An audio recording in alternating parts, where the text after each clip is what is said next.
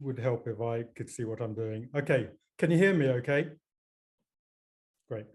Hi, if you haven't seen me before, I'm Hash. I paint in acrylics, and I'm gonna paint that scene. If I've got time, I'll do that afterwards. We'll have a break halfway through anyway. I've put some magic tape around here, so when I finish, I'll just take that off. So I've got a nice clean border. Just a couple of things before I start. I use this brand. It's by Royal Talent. It's their Amsterdam acrylic range, and it comes in a student grade on artist quality. And that's my palette. The light colors, the yellows, the orange, the deep yellow, the white, there's a light blue there, they're artist quality. Everything else is a student grade. I don't tend to water it down too much, so hence I've got quite a bit of paint. Yeah, I'll be using paint fairly neat. What I will do is I'll use the sides as a bit of a mixing tray so you can see what I'm mixing. So the image will be there. I always work on canvas and I always lay down some kind of base color. This is phthalo green with white. Doesn't really matter what color, but the orange should contrast the green quite well. As I said, my partner's in the chat room if you have any questions. Otherwise, I will just really drone on until we stop. Okay. Just a couple of other little things.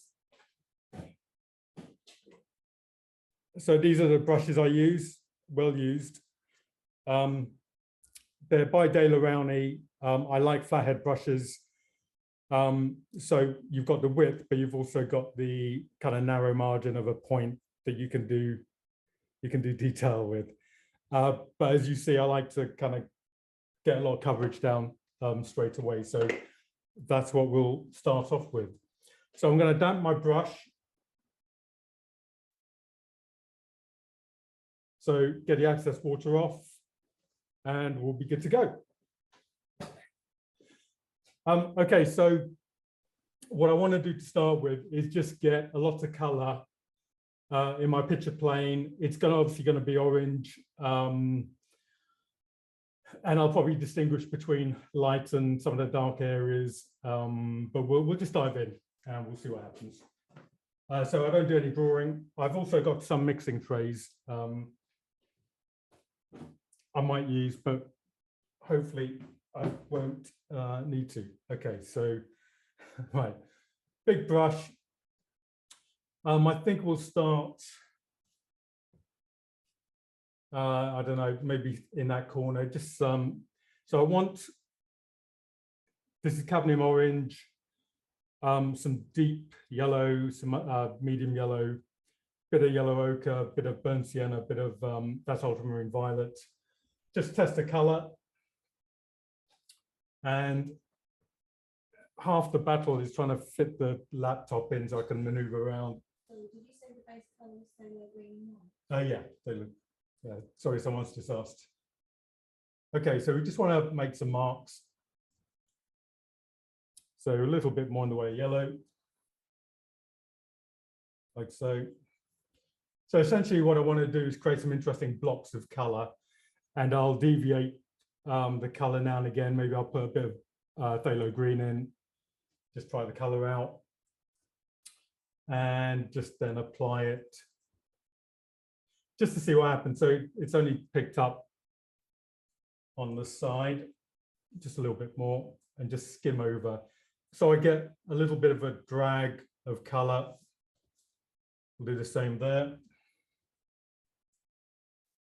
So what I want to do is kind of spread this color around.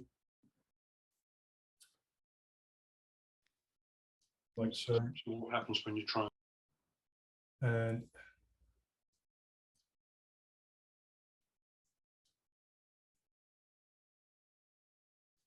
so I'm going to use a few different angles as I apply the paint.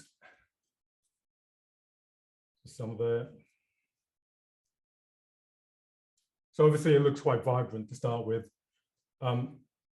Eventually it will calm down because I'll be excessive about maybe softening things off and just creating, so I'll put some light blue in there now just to create a slightly softer.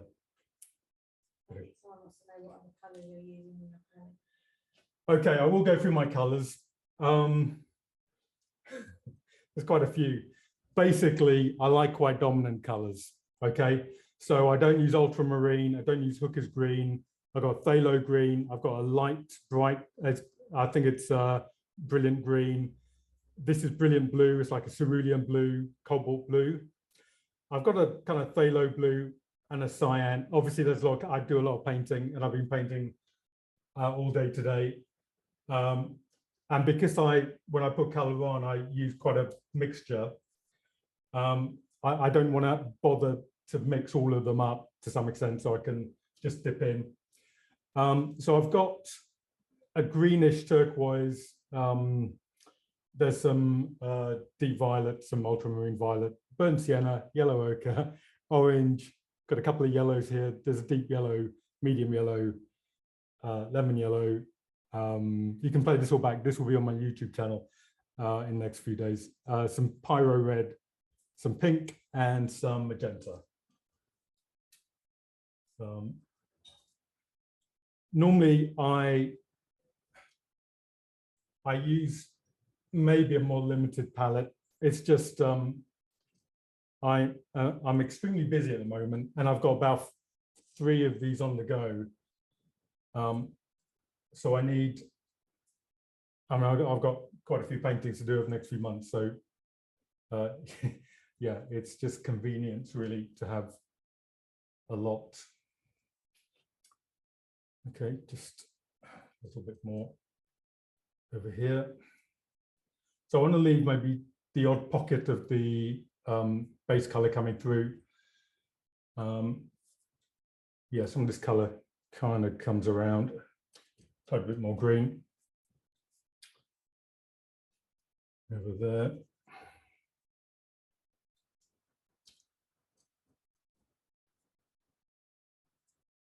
Okay, so it's going to change in the foreground because there's quite a few darks.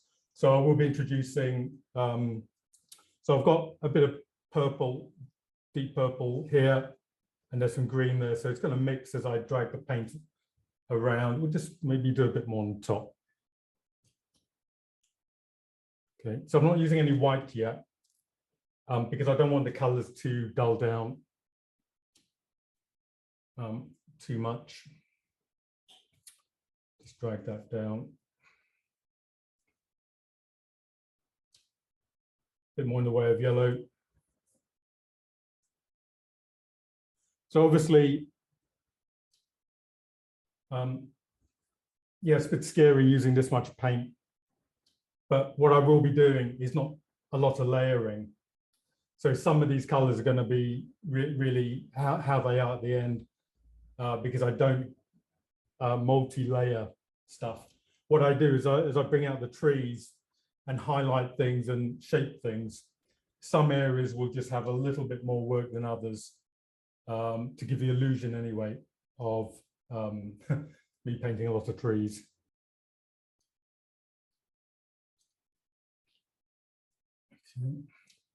So it's a little bit patchworked. I guess that's the impression. Okay, we'll make it go a little bit darker here. So with the same brush, this is a 2-inch brush, some deep violet, some phthalo green, bit of cobalt blue. Just mash it in with, I think, the orange. Just want to get some depth of tone, and maybe we'll put some in for this tree over here. And obviously what I don't want to do is just do a line for the trees because I'm an artist and I want it to be a little bit more creative than that. And obviously when I punch through the color, if it's undermixed, I'll get a little bit of, I don't know if you can see that. So some of that blue will naturally filter through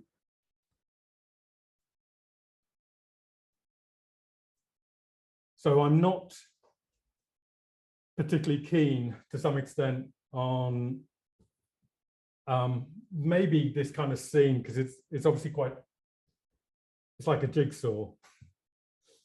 So I'm trying to make it look a little bit more arty by using a more expressive mark at the beginning anyway. And then eventually it will look nice and jigsaw-like as I make it look more formal. But hopefully the journey to that point will take me through a few different processes, and I can maybe pick and choose which bits I'd like to keep. So we'll dip in maybe a couple of the greens. So my swatch of color, there's quite a bit of it, so I can still utilize it and pick the color out and go for it. This is a good example of when you allow color just to function and you don't get too involved. What I mean by that is, so for example, maybe more people are used to blending. So for example, you'll do a lot of this and then a lot of feathering. What I'm trying to do is, try and be conclusive about marks I'm making. So I'm not stressing the paint out. Okay, so there's a patchwork of light there, just gonna leave that. So I'm gonna almost crop that. In fact, that's probably what's gonna happen, just make sure. Yeah, okay.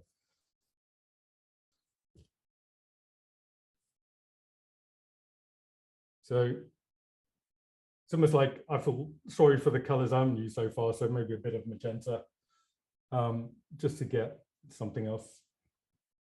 So it's still kind of harmonized a little bit. It's not as if it's kind of bright green all over the place. I'm very conscious of maybe things being done to death. So techniques.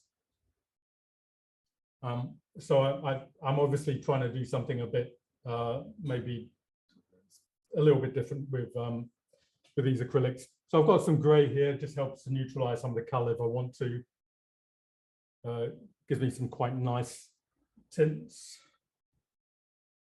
Put a little bit of blue in.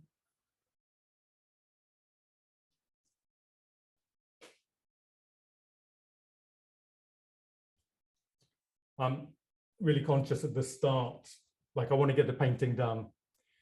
And I know if I start constructively with these big strokes and expressive colors, I'm kind of, my brain is automatically kind of feeding off it. So for example, if I, with the rocks here, if I started doing little individual rocks like that, my brain would suddenly kind of go to sleep because it's dull. I mean, eventually hopefully I'll put them in, but certainly at the start, I don't want to be waylaid. Okay, so just drag some color. Just get the purple going a little bit more. So invariably, there's a certain amount of spontaneity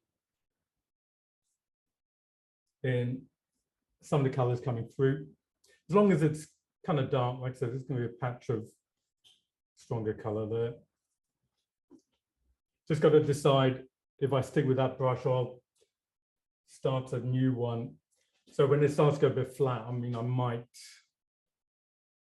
so I won't wash that. What I'll do is I'll just put it to one side and just get a new one. Okay, so I want to add some slightly darker orange there.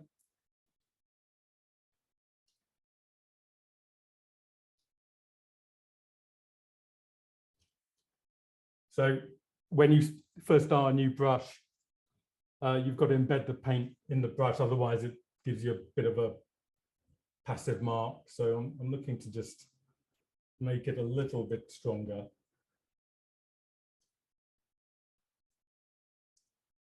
Over here. Maybe run some green into it, just in the background. Just got to be careful not to go too dark in there. I am looking at the scene. I'm not just randomly doing stuff here, although it might look like it. Okay, so there's some things I got to just fill in a little bit more.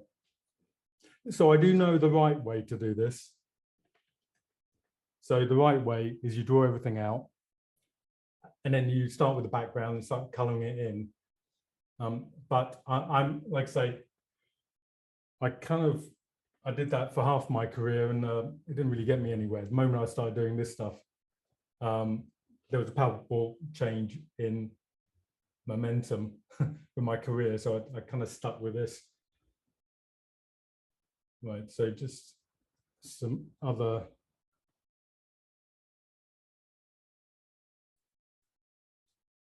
colors here. Yeah, so that's going to be light. And that's obviously going to reflect that. And there's some strong yellows coming in. So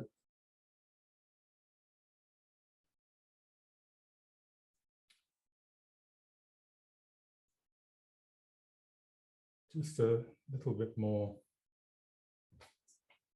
orange there. And so obviously I've got to meld some colors together.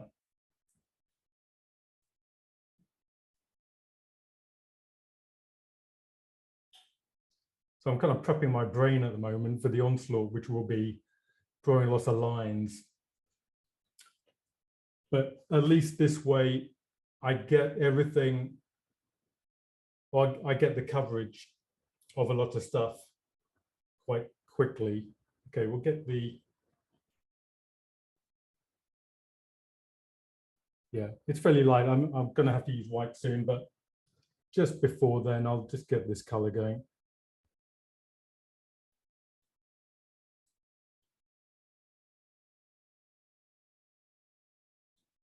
Just something like that.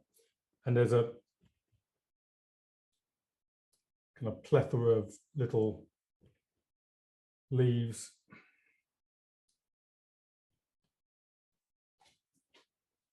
My immediate reaction with these little things is to get a damp brush, lots of paint on it, and then do that. Now, obviously, if a lot of people do that, you're just not really going to stand out. So kind of almost avoid those maybe obvious outcomes. I think they work. It's the easy way. Okay, just gonna put some blobs to some extent dark in here, just so they vary. So the moment I start drawing a line, I've started one. When I start doing multitudes of them, it's going to run into the normal course of just making it look like the scene. So just having a look at anything else I can do before I go down that path. So I might do a couple of flicks just here and there.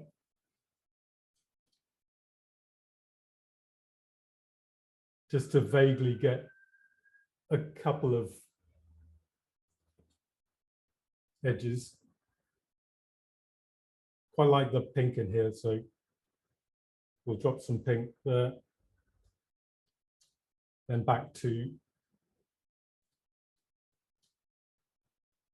be back to it. Yeah, okay, bit of a dark there.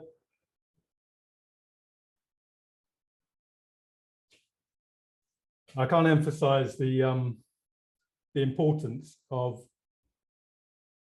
to some extent, being clumsy with a big brush. So for example, I've got fine lines here. So my natural inclination is to kind of be very controlled, and you get some nice precise edges. But I know the moment I start doing that, I'm going to do more and more and more.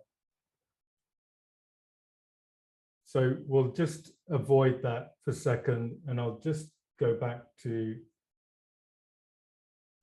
just a few of these blobby lines, even over exert one or two.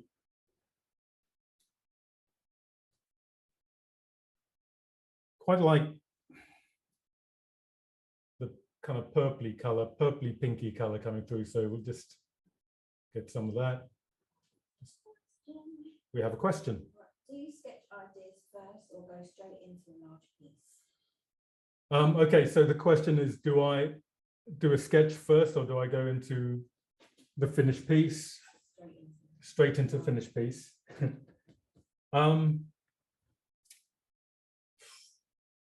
I've been going straight in a lot for quite a while. I used to do a lot of preliminary stuff because I used to be an illustrator as well. So I kind of did, that was just part of you informing yourself what's going to go on. But yeah, I've kind of avoided that and I've tried to go straight in to maintain the spontaneity. I mean, it's more important that I like what I'm doing or I'm engaged with it. So if it's too clinical, I'm going to not enjoy it. So my enjoyment of slapping paint on and not thinking too much, I am thinking where it's going. It's not completely bonkers, but I am aware that I've got to engage with it, and I don't want to think about it too much. So.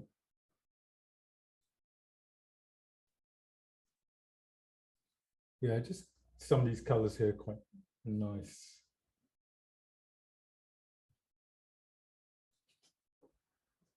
Okay, so once I've covered everything, I want to go on to the next little stage, and that is to introduce some of the light. Now, what I might do is introduce more of a, gets heavy. I've got this buff titanium. So just before I use a white, I might just use buff titanium with some yellow just to fizz up some of the light. So some of that, some yellow. So I've got the mid yellow and the lemon yellow. Yeah, my deep yellow is completely corrupt. But we'll take some of it. Just I don't mind a bit of corruption with art, that is. Okay, actually, there's a few doubts. Okay, so just in here, just a few scratchy marks, just there. Okay, so. Yeah, just so it introduces the flicker of light before the really strong lights go in. And I can almost draw around or paint around some of the, let's keep an eye on time as well. Yeah, some of the outlines I've got.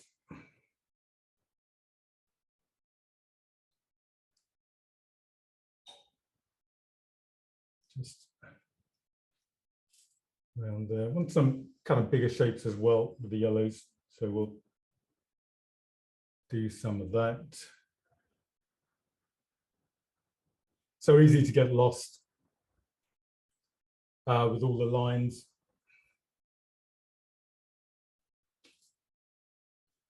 Okay, more in the way of yellow.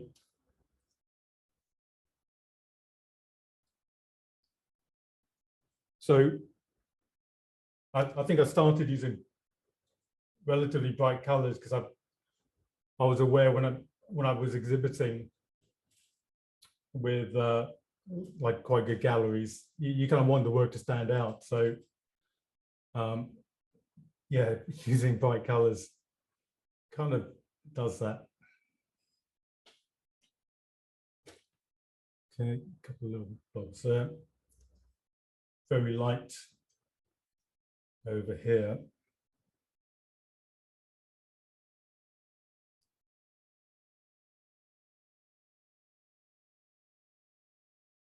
And just around here, there's some strong light.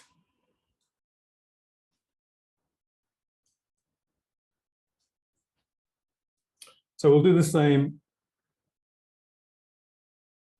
running along there. There's this nice, there's these lovely verticals, and then you've got this cutting horizontal. So we'll get some of those in, and also maybe edge in some fine lines.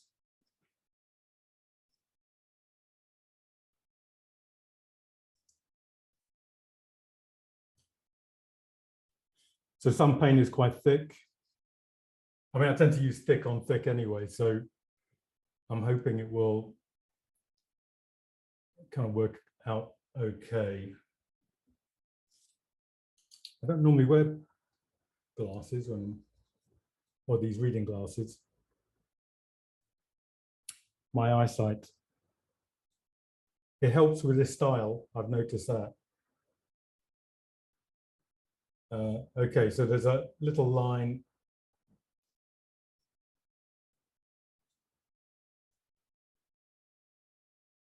Just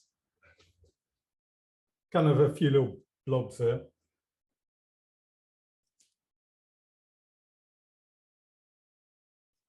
This is not my photo. Generally, I do work from my own photos, just this one. I could not decide what to paint tonight, so hence you might be seeing 2 or 1.5. I think when you demonstrate, having seen demonstrators, I'm more interested in how they start. So the finishing is always the kind of labor intensive, let's start drawing, which is more technical.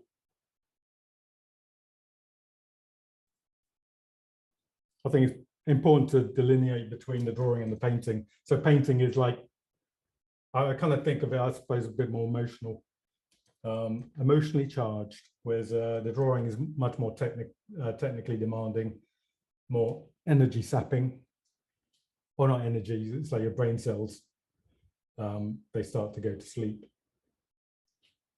So if I've already started positively, I already know my brain's going to just perk up at the end when I'm allowed to let it roam with the little brush. It won't be a little brush, but you know what I mean. Okay, so yeah, what tends to happen, things start to seal up because the weight of the paint starts to, so I'm being more, I guess, definitive about some of the edges and making some of these fuller.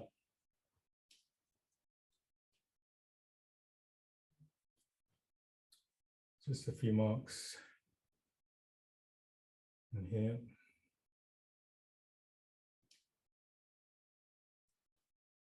I've got some news, but I'm going to have to delete it off the recording. Okay, so I've left some patches here and there.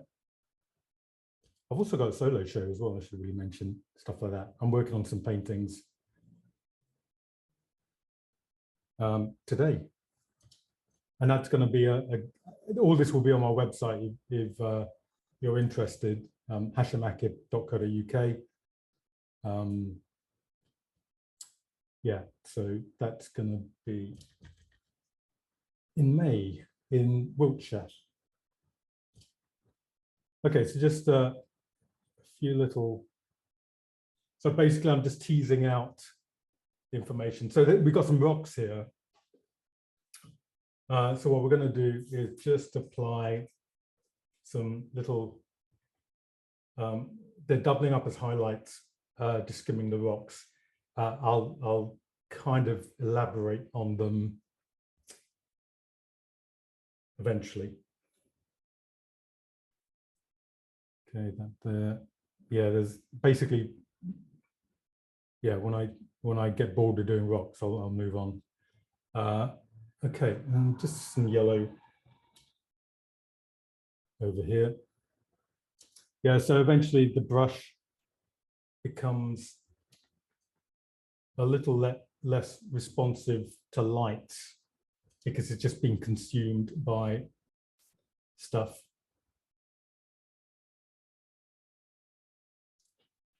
Okay, so there won't be any of this stabby thing. That's the other thing people do for trees.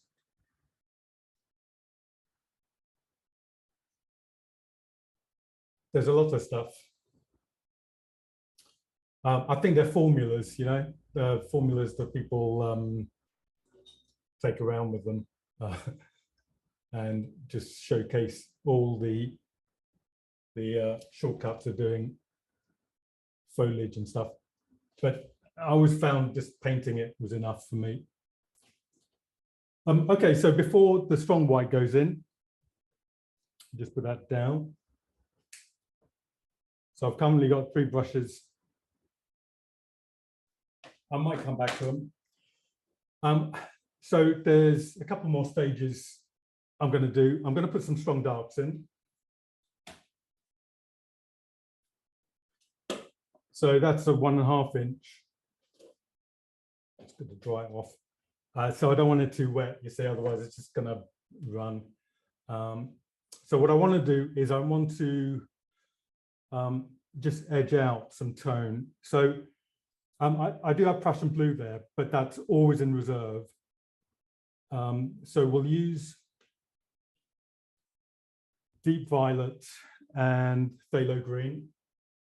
I mean, I could put something else into it. I probably will as it starts to engage with the background a bit more, but the strong dark for now is just so I can elaborate on the shadows around the rocks. Again, just clumsy brush handling. That way you don't do that. You don't hold it like a pen. So hold it further back.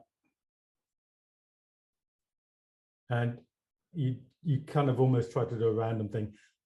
So scenes like this are very organic. There's not a man-made thing in it. So I don't think, yeah, no, there isn't. So I'm trying to be uncontrived with my handling. I think when you're tired it's quite difficult. Oh, sometimes it's easy, but okay, so just a few edges.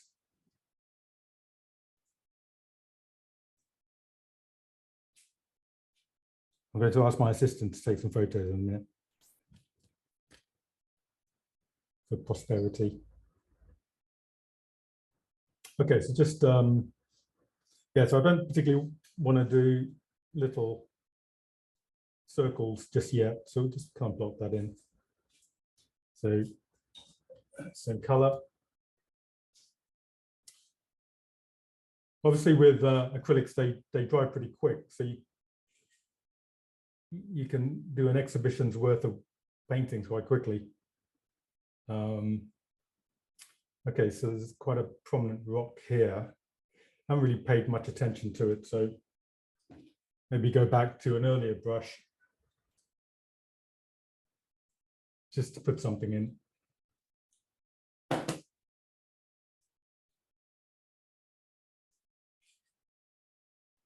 Yeah, it's dark around here as well, so we'll just might introduce some blue. The thing about color, if you just find one color and you repeat it, it gets a bit dull for the viewer as well as for you painting it. So occasionally I'll just add something just to break the monotony of it's still going to be dark, it's just there's something a little bit different in it. Yes, it's quite dark around here, just block that in. There's a little rock in between, but it's I don't want to start painting around things. Just going to add a bit of gray. Again, the dark can start to kind of soften off. Some darks around here. bit of back to the darks. Yeah, just some other rocks here. They're like little stepping stones. A bit more purple. So obviously while I'm doing this, I'm thinking, okay, well, I've got to get the light going. I've got to get some other rocks around here.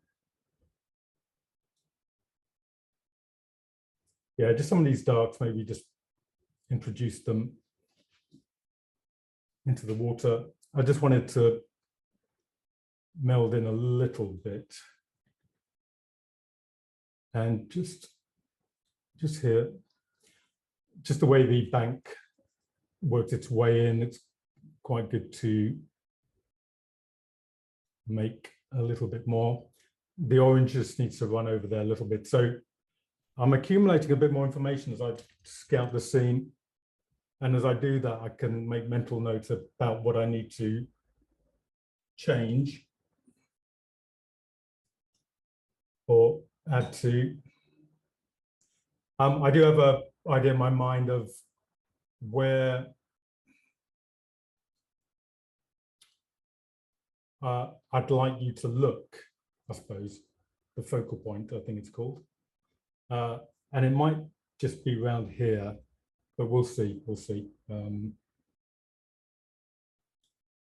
yeah, so this can be a bit dark as well. Phthalo green and purple. They're almost too complementary, so I kind of put them together. I kind of think they're going to play off each other.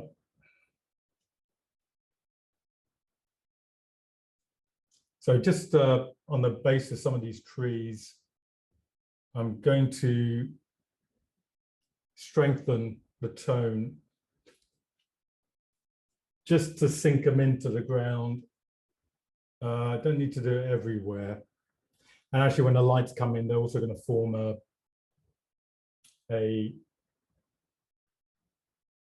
bit of contrast with the tones. Okay, just yeah, a couple of little, it's too dark, but got to speed up. Yeah, so just elaborate on the, quite like that crackling there. It's almost mimicking the texture, the bark. That's why I have an assistant. Sometimes I forget the common words that people use. I'm too busy thinking of shapes and colors. Okay. Yes, just a couple of little additions, I think. Just go back to the orange. Just run that over there. I just fancy a bit more on that side. I do tend to step back, but yeah, it's just awkward. Okay, so we'll heavy. Right, so I think I'll go for a 2-inch to start putting the lights in. Whenever that happens, it's kind of like the final stretch of the painting. Yeah, we'll start here, then drop in some other lights, and we'll pop these bits, just add some little flurries at the end. So white and some mid yellow. Might even just douse it down with a tiny bit of blue. So just need to find a way in.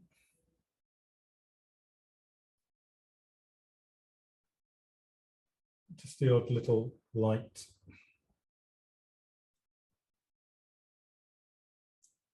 Around here. And just there. Yeah, so just got to read the trees a little bit better. So obviously, if I was doing this properly, this stage would be a little bit more long-winded. I think it's the beauty of a demo. You kind of you have a natural time limit. So the chances are I will be doing another one, unless this runs over a little bit. I'll kind of start another one in the second half, and well, I might even finish a bit of this, but we'll see. We'll see. But I'll definitely have another one, have a go at another one. Okay, so just got to be careful of the color not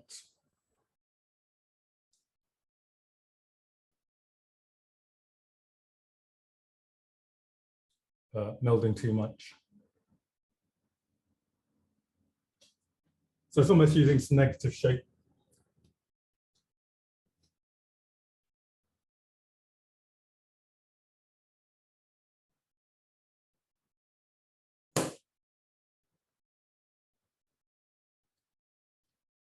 Yeah, just in here.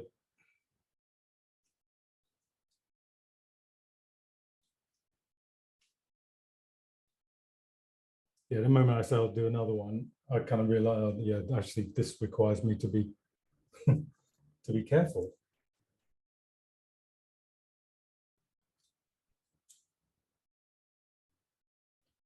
Just some little marks, especially around where I think the focal point is going to go.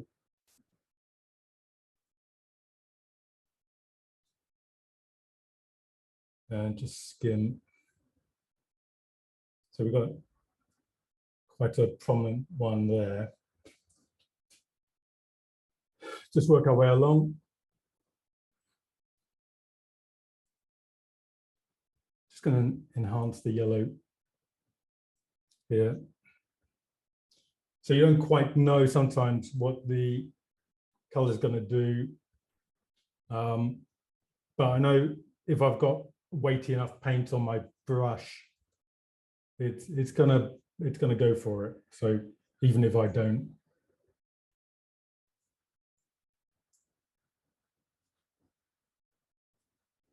Just work our way along. It kind of starts to phase off the yellow that is over there.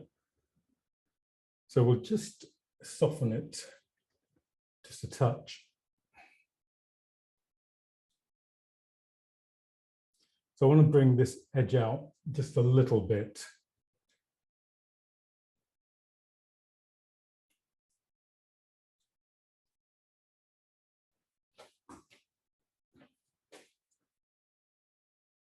So in actual fact, you end up with a bit of a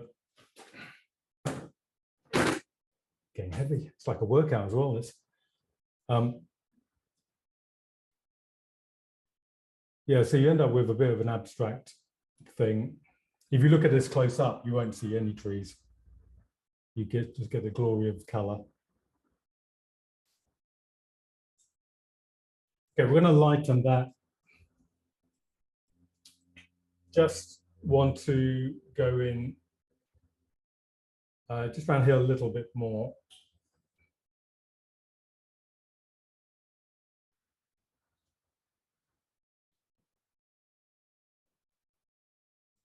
And just, yeah, I'm not sure with a demo if it's the silence is good or bad.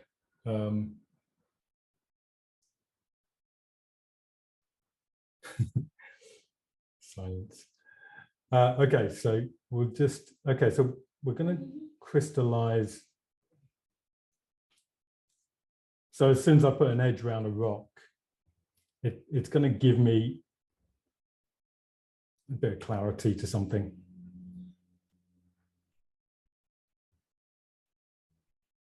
Just need to douse it down a little bit so it's not all the same color. And we can start to do a couple of little blobs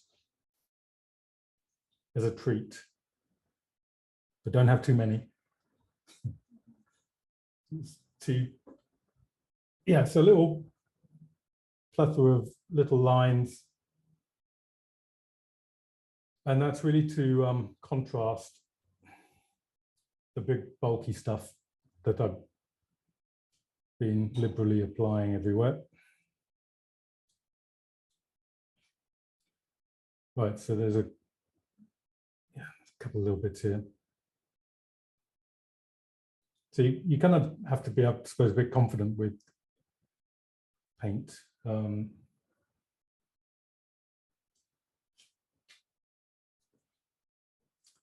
a couple of little blobs around here. Just no, we'll leave that. Sorry? Blobism.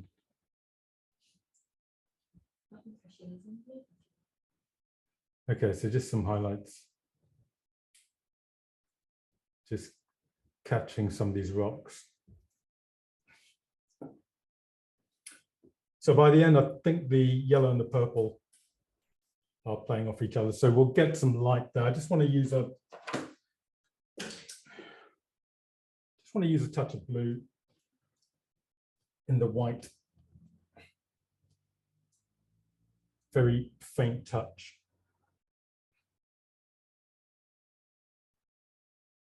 These brushes aren't that old. It's just the vigorous nature which I use, and the thing comes off. The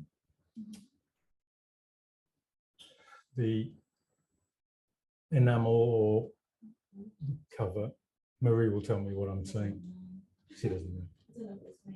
The varnish.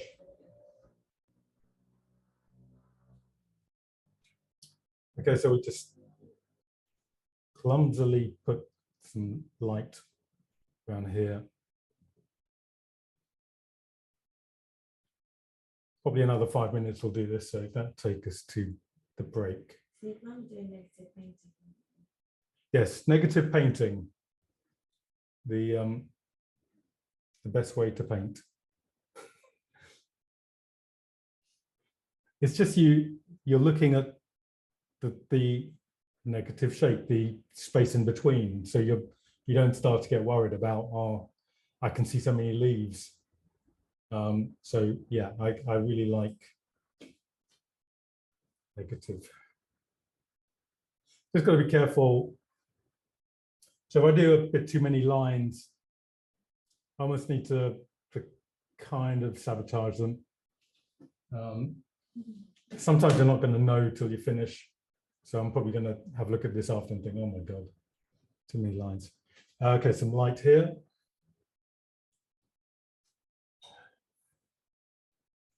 Just got to see where it corresponds with the rock. Just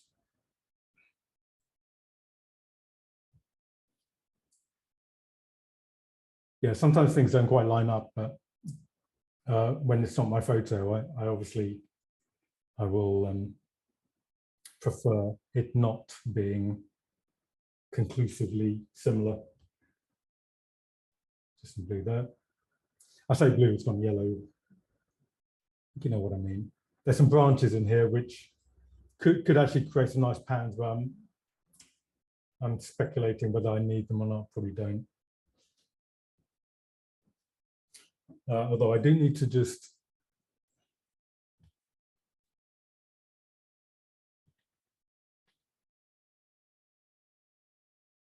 the last live demo I did, which wasn't so long ago, when I started, the chair lady said to me, I was worried how you started, that you were just going to just do a random abstract rather than the scene, a street scene that we asked for. Yeah, she thought she was going to get a lot of complaints. I don't know if she did or not. Maybe she did. I should maybe find out. Okay. Right, so just about there. So just with this color. Sorry, I'll jog the thing. So just towards the end, just almost edge some of the lines around the trees. What that does is it just gives a highlight running almost kind of skimming across. Yeah, normally when I get to this stage of painting, it kind of goes away for a little while so I can have a lie down. But that way I can be more objective about what little things go in. Right, I think we're coming to a conclusion on this one. Probably like to do something with the rocks a little bit more. But I think, yeah, so what I'd probably do if I need to just kind of seal some of the shape up a little bit more, maybe give a bit more of an edge in some places, maybe bring some of the trees out. But most of the painting is done by now, so it's really just a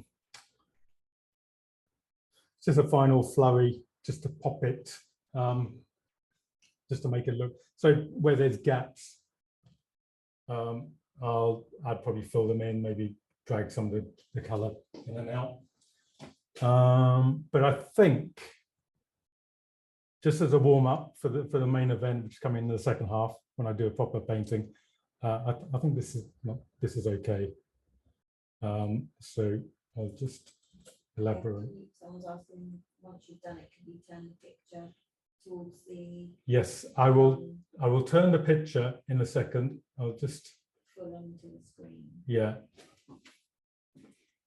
I've still got another couple of hundred little branches to do, so I've just seen them. They need to be put in.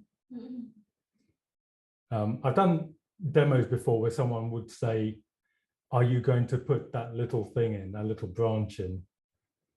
And that's one of the reasons I'd never go back to that particular place again.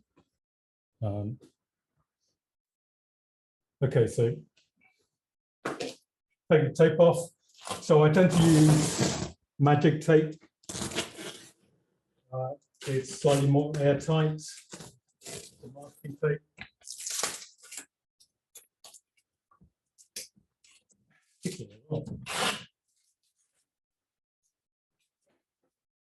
Okay, so that's the first go. Hopefully you can just about make that out. Hello. Okay, so yeah, I'll do this scene. I'll probably do it a little bit different this time. Maybe go in with the highlights first. Okay, so titanium white, bit of buff titanium, some yellow. So if I want to knock the color back, I can use some gray, maybe some burnt sienna, and we'll start again with just a little indicator of color. Bit of blue. So I just want to make a light mark. Maybe wanted to go flatter as well.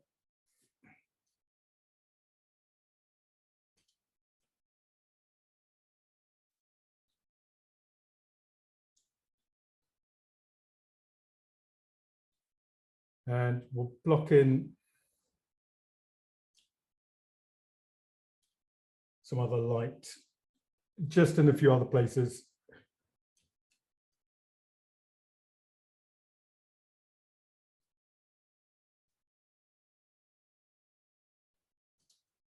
There's probably a previous demo underneath this one, which is why there's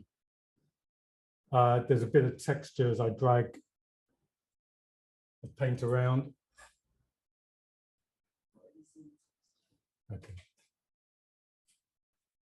Right, sky's light. Just gonna plot where the rocks are gonna go. So just some burnt sienna, some purple, yellow ochre. Again, mix in with the light.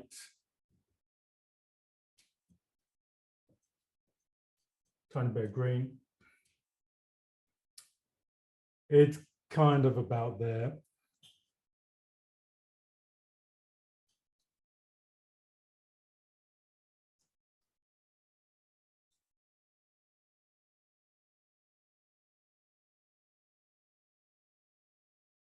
there's some light in the water as well, so we'll maybe indicate that.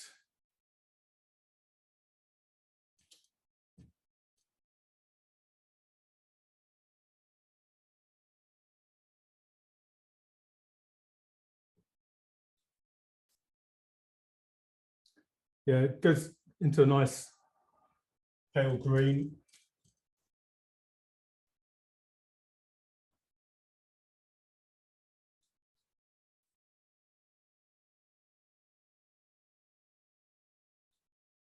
And there's some nice light green there.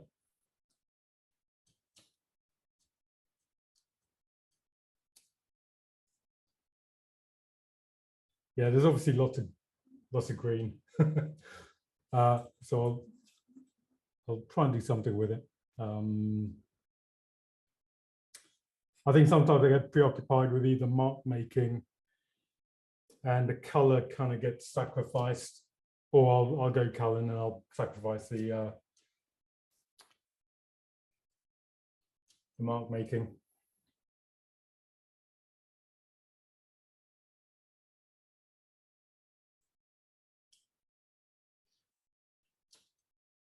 It's really tricky because, I mean, obviously I do painting commercially, and when you do workshops or demos, I'm definitely conscious that when you do a scene, there's obviously some people who want you to do that scene, and they don't want the you know, the process so much. They just want to see that scene painted nicely. But so I get caught sometimes by getting fascinated with the marks, and I kind of lose sight of, oh yeah, actually that I've got to do that scene as well. And I think it's one of the fundamentals why I think in the long run, I think you have to make a choice whether you want to continue doing kind of demos or workshops. I'm definitely cutting down. So, okay, so just some marks there, some blobs there. Quite good going in with the tints first, because I know it's going to be a slightly softer image. Okay, just some stuff there. We'll get some of this light in the back.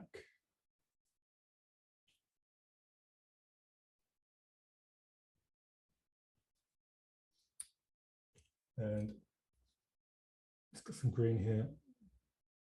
That's almost like the back. There's some over here.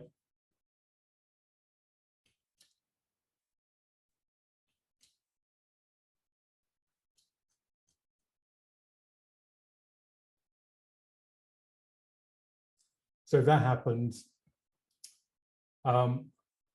generally I'd get maybe a tissue and just mop it out if I didn't like it, if it was really annoying.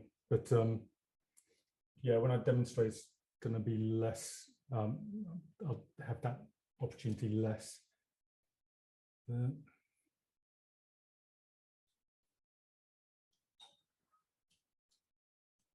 Okay, and yeah, it starts to go a little bit more vibrant with the yellow, and we'll have some of this green.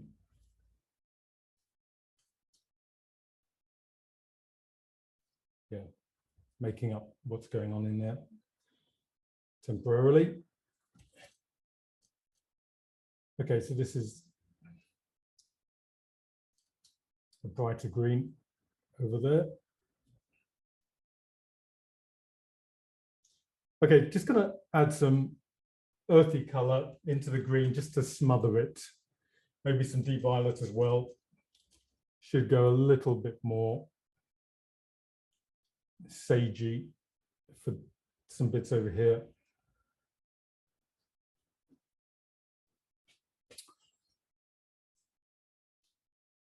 And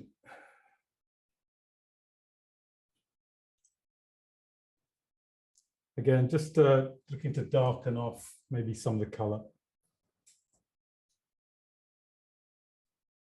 Just in there. So I'm just reading that as a bit of a diagonal, then there's a diagonal going down. There's a bit of dark, just framing the top. So this is all, just while I got that color, I might as well fill that in as well. There's quite a bit of it, so we'll go in full steam ahead, I think. Just trying to work out where I am. Yeah, so sometimes this happens. That's maybe not as high as that. It should be lower.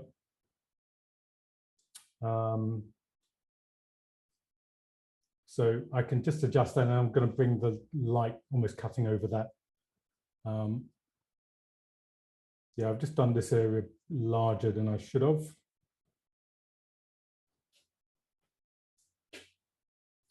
And we'll block this. It starts to go a bit brown over there, so we'll start to do something there. Okay, back to just a bit more purple, I think, with some gray.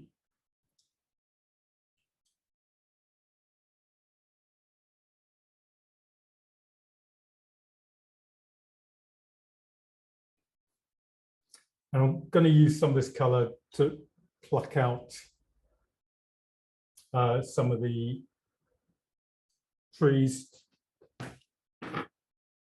Just curious to see what's behind. Okay, yeah, it's pretty much the same.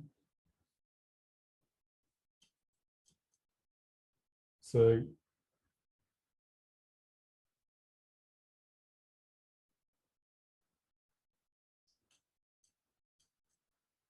just vary the light, kind of creating another diagonal.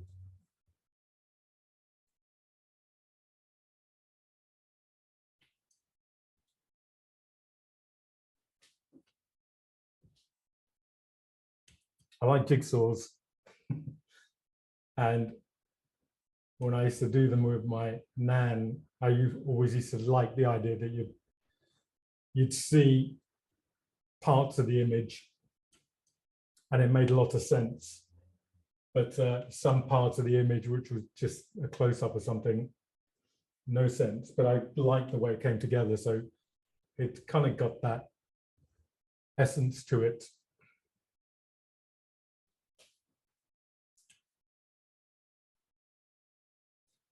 I could obviously make my life a whole lot easier by just doing the background and putting trees on, but again, it's just not, it's not feasible in today's art market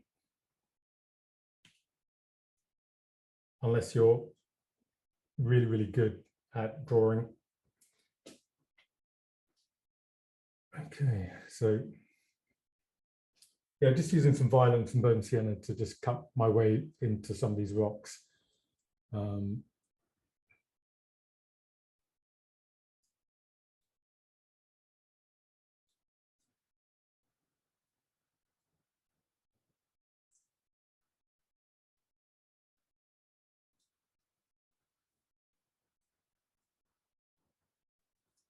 Just trying to create a variety of a few different kind of marks. Just in here.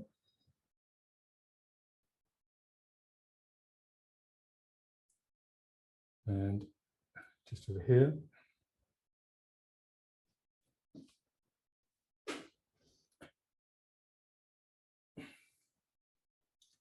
Checking the time as well.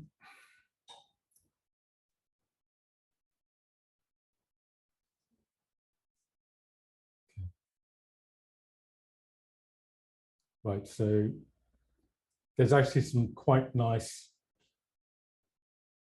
little burns of oak, burnt sienna coming through there. So I'm going to do something with that.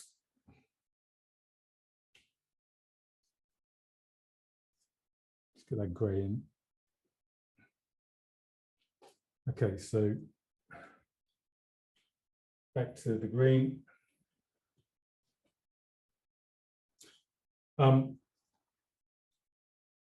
So I've got something like 30 paintings to do for May, actually end of April.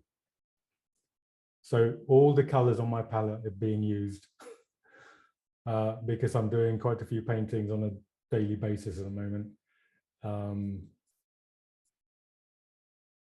It's not like I put my palette out every day. This is the same palette I've been using for quite a few weeks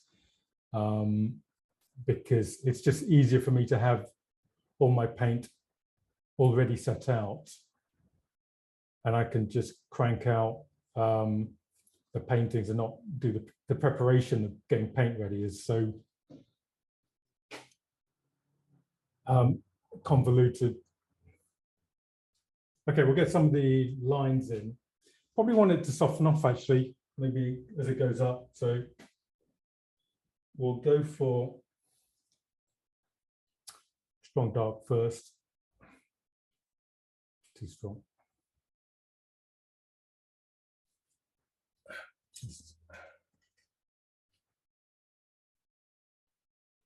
Just going to gauge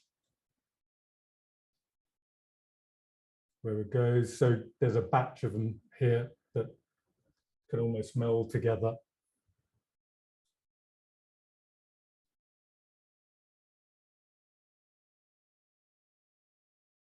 And just get the ochre going. Just wanted them to kind of brown off a little bit.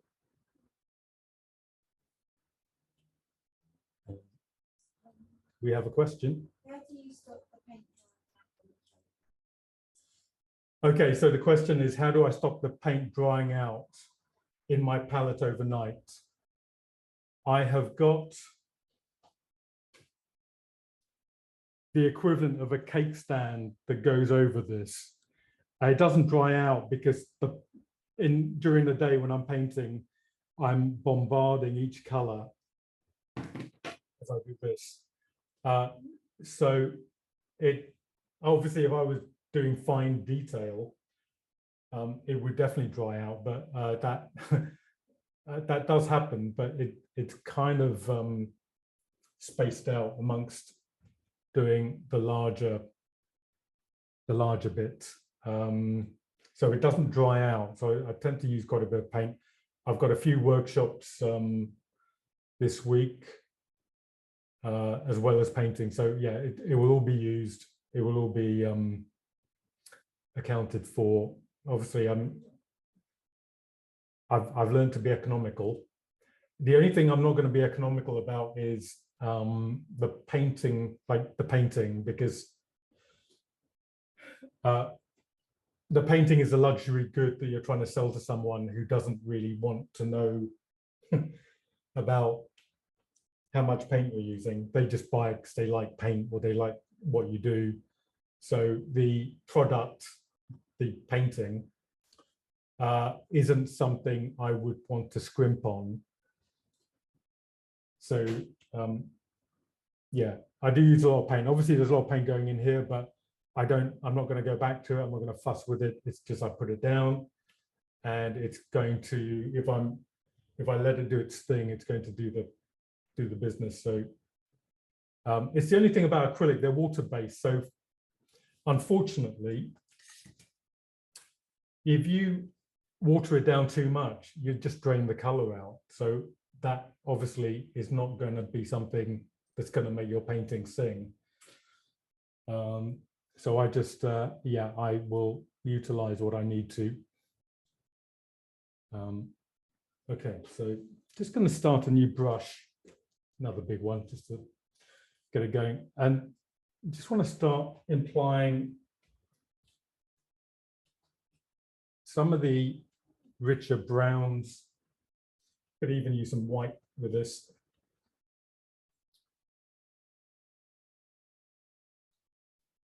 Just maybe get the yellow out.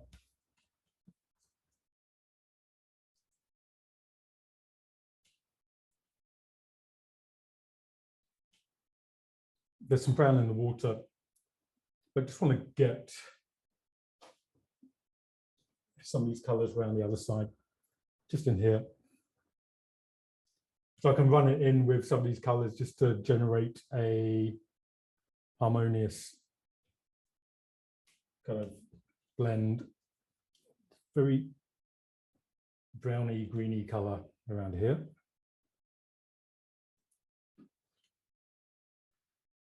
Yeah, so there's a color in between which I haven't got in yet, which I will fill in when I get to it. There's a brown.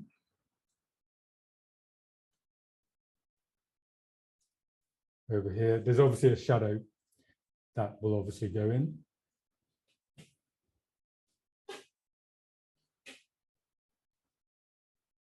And there's clumsy.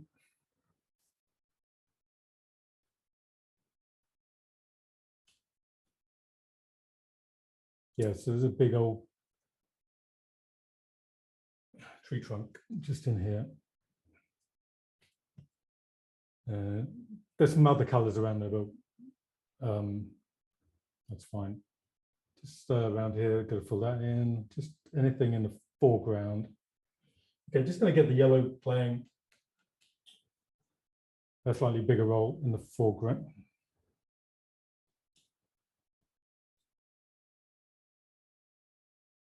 So if I don't overmix the paint as I apply it, it kind of does a bit of streaking in a good way.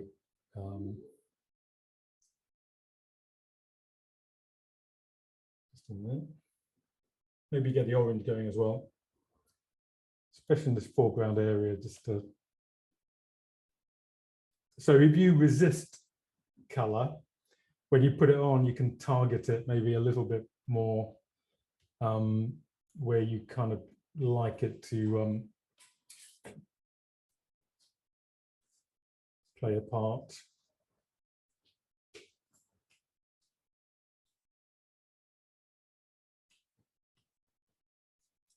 So once I mix up a color, just trying to think, where can I exploit it?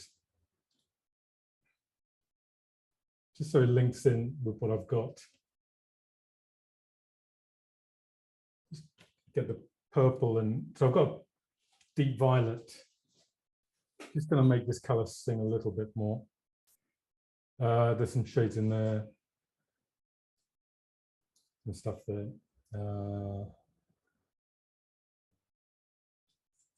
Yeah, just want to fill up quite a bit of that. Just some buff titanium now. Mix it in with the green. Almost want a semi-flat.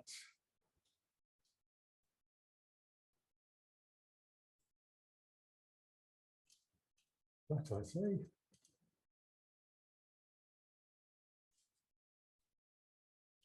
Just meant to slightly blend in.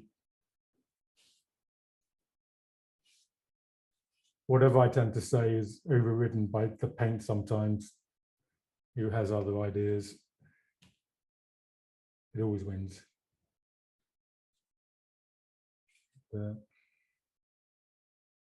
So when I did realistic stuff, I'd paint everything. And I took it to a gallery, and the lady said, okay, line them up. And she proceeded to execute them one by one, because they just weren't what she was looking for. But the moment she told me what she was looking for, which is when I showed her one of my demos, she said, yeah, that's what I'm looking for. So I then proceeded to do that from then on, and I haven't looked back. And actually now I've got a handful of galleries which kind of prefer the kind of looser thing. It's one of the things I find it really difficult when you explain to someone, like, why don't you loosen up? Because your work will be more interesting for it. They're fighting against themselves. And I remember at college, I think one of my tutor said about loosening up, and I said, no, I like tight stuff. So I think you probably got to wait till you're ready, unless you're trying to make a career out of it. Okay, so just doing a couple of bits around here, just filling in some of these areas which I've kind of neglected. So it's going to start filling up with hopefully quite weighty paint. Again, just slightly more somber green. Just so there's a few variations in here. Should have put a light in there, just memory.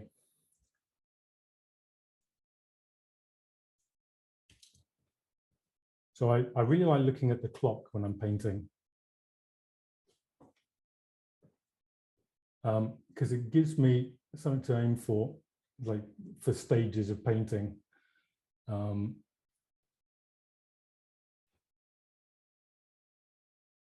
Okay, so just blocking in there.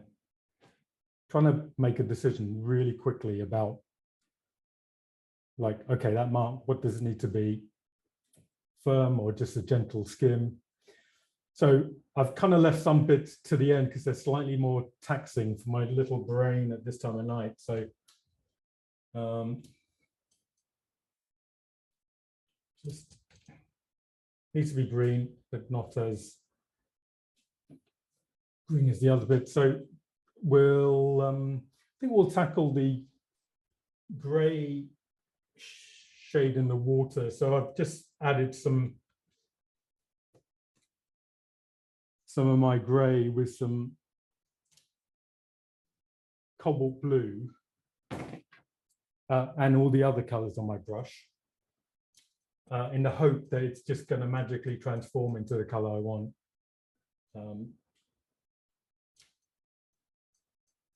That would be such a good art style to say that, well, I hope.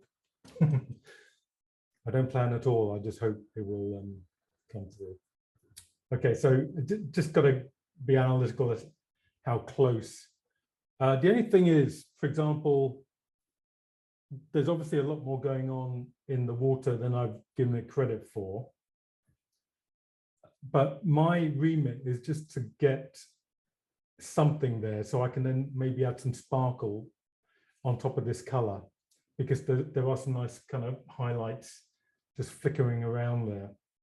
So as long as I vary maybe a little bit, but I really need to have the room to drop in some highlights. It does go a bit bluer, so we need a bit more blue.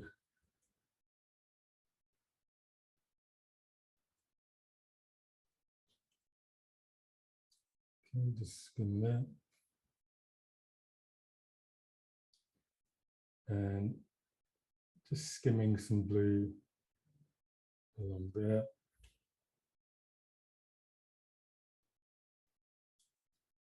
Okay, so just got to join these two up. So there's actually a darker rock. Actually, I'll just put some color there. That was a really not very good mark, but yeah, we'll live with that for now. Some green there. And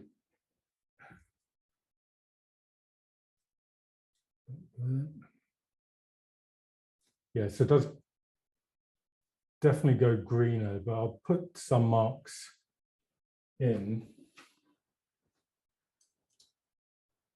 Just some purples, because there's some rocks there. And just around there. Might need a clean brush. Yeah. Just want to fill that in.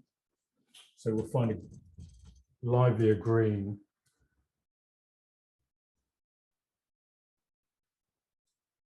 So obviously when you look at the water, it kind of goes like that. But I don't start off with that. I need to start with maybe the underlying flow of it, and then I'll put ripples on top, and that's going to make it look like it's following a direction, if that makes sense. Yeah, there's some blue. some blue over there, just to get the color reacting.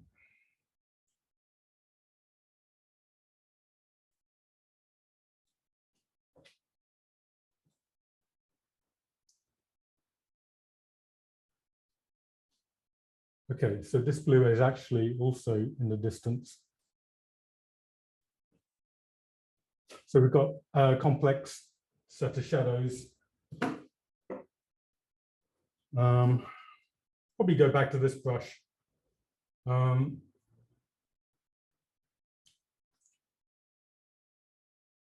If you kind of want to dark, you probably already got it on your mixing tray.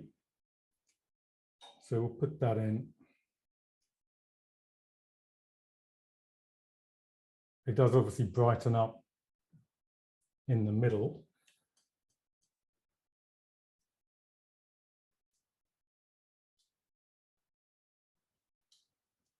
Just have to think about that.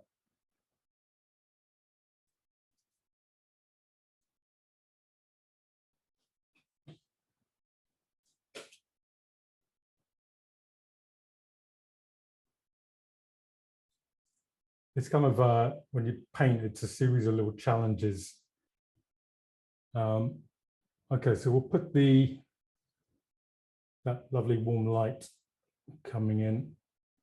There's another line there, but we'll leave that for now. Okay, so the white obviously is going to come back into play.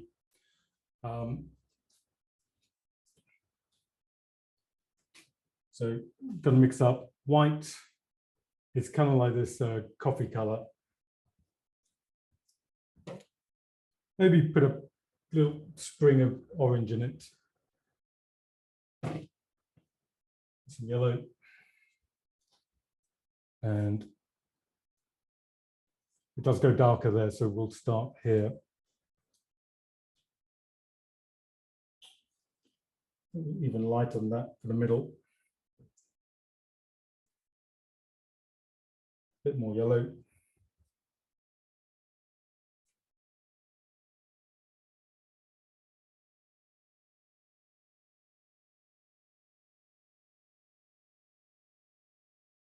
Let's go a bit green as well.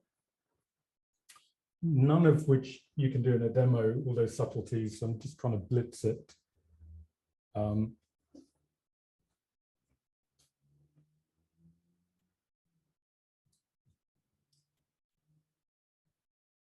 So I really like the idea. It's kind of going to be an abstract before it becomes the fully formed version of this scene. So we'll lighten some parts up. Going to pop these rocks with the last few minutes remaining. We'll lighten the sky, so we'll do that next. Just want to darken off the corner of the water here.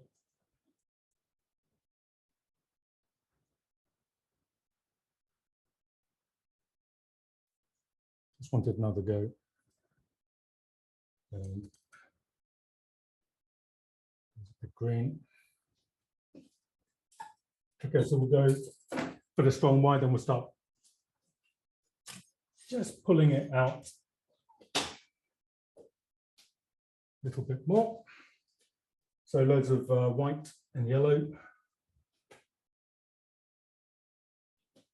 Really a bit of blue in there as well. Just wanted it slightly softer. And then I can always add in stronger light.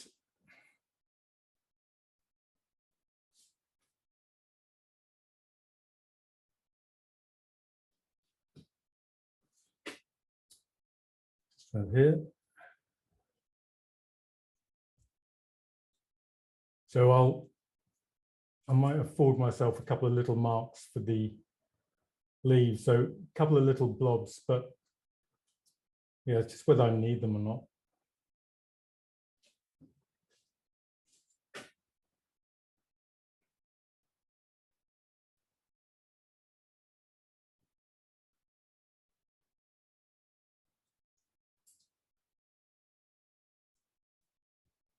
And then the white could go a lot stronger.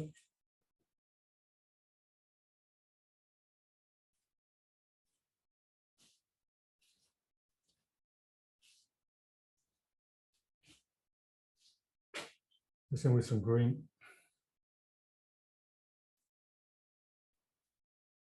Just pull some of these out. So trying to be very matter of fact about bringing out the shapes. It's one of the things when you do this for living, you start to look at other things like interior design, stuff like that. So when you look at a scene like this, you start relating to patterns maybe a little bit more than you might think, oh, they're trees and that's a sky and that's a little river. But you start looking at, well, actually that pattern repeated is either good or bad. Okay, so, right, so the last flurry of marks is just to make all this make sense. I think I'm getting a bit too old to do 2 demos. I think in future I'll just do 1. If I do demos anymore in the future.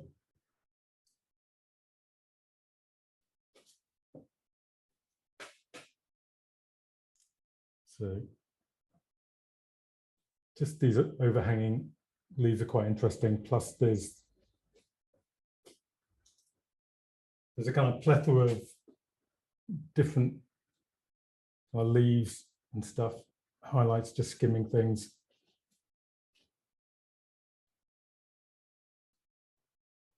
And yeah, so just eventually I'll have lots of gaps everywhere, which I just need to seal up.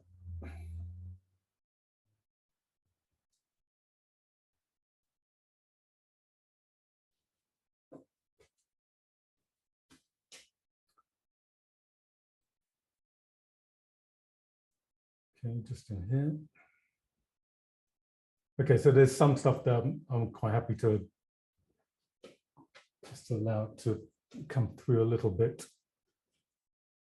Strong light just skimming that tree.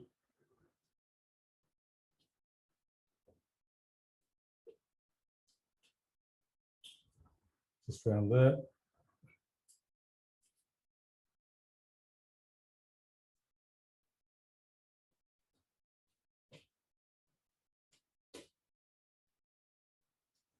Okay, just so as I come in here, I'm going to use a stronger white to just create my optimum. Probably need a clean brush, but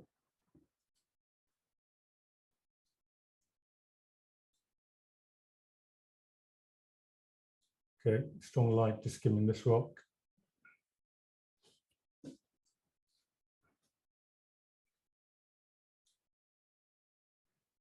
Nearly done, just on the tail end. This is kind of, I suppose, it's, when you finalize it, it's going to start coming together. So there's fun to be had there. It's just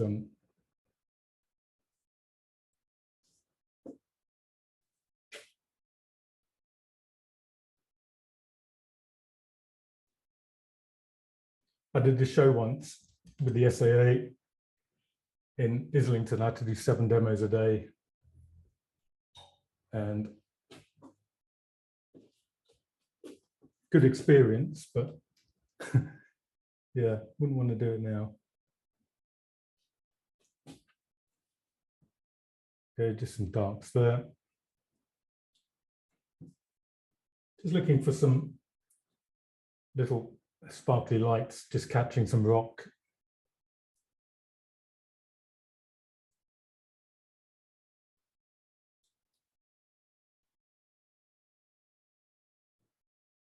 again, just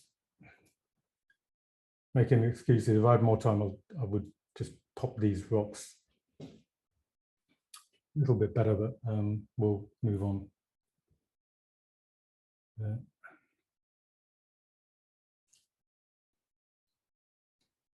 Okay. Some stronger light in here. There's actually, yeah,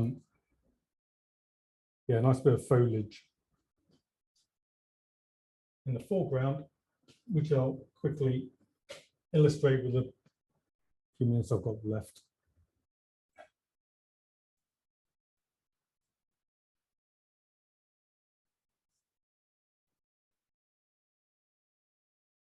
So this is where the patterning of something might be quite nice. Again, it's just, yeah.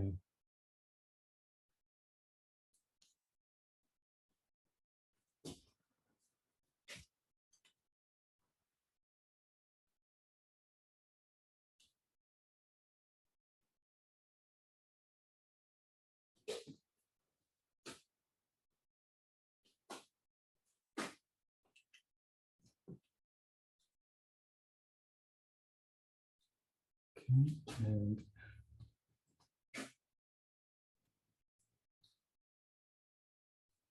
little highlight around here. There's some water sparkling around here.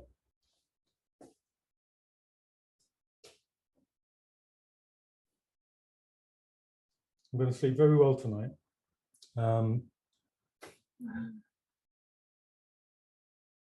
We've been getting up so early. This is way past my bedtime.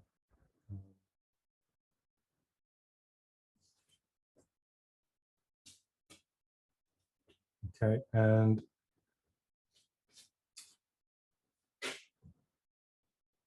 just where this yellow is coming down.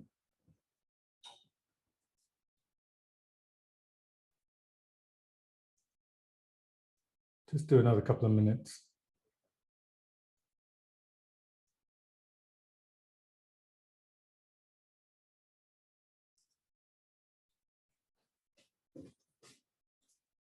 Just want to use a slightly smaller brush and just get a strong dark.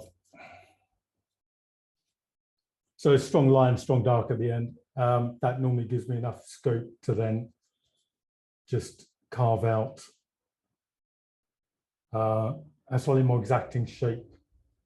It might be that once I do this, it off balances some things, so you might have to go back, but hopefully not, because yeah, lots of rocks around here.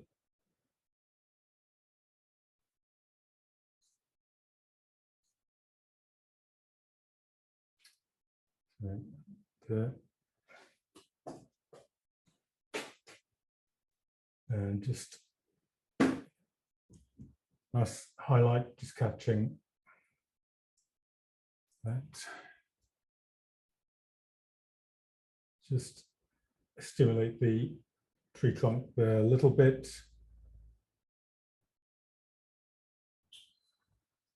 Couple of little branches.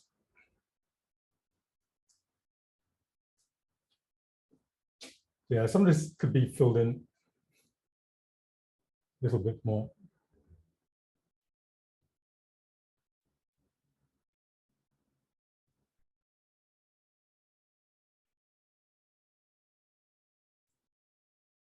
Yeah.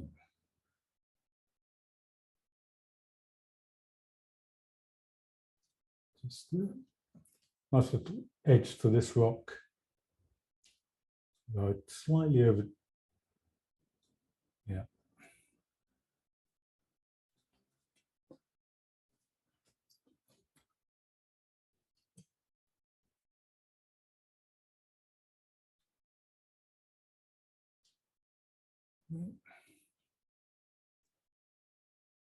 Just a couple of little things there.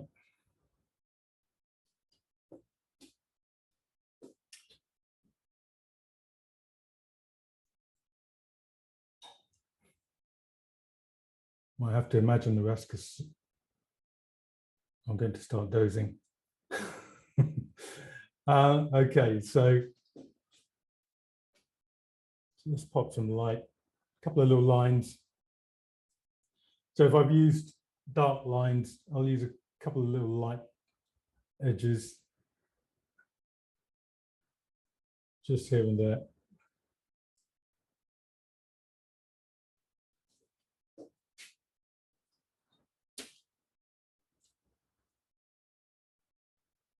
Just run that along.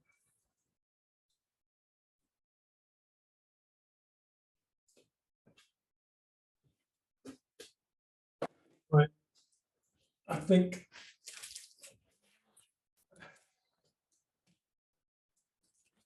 oh yeah, it can take a few minutes just taking the tape off. Okay, so yeah, the further back it is, the better probably. But I think you get the idea, just dive in and block shapes in, and then you can merrily go along and pick out a bit more information as you go along.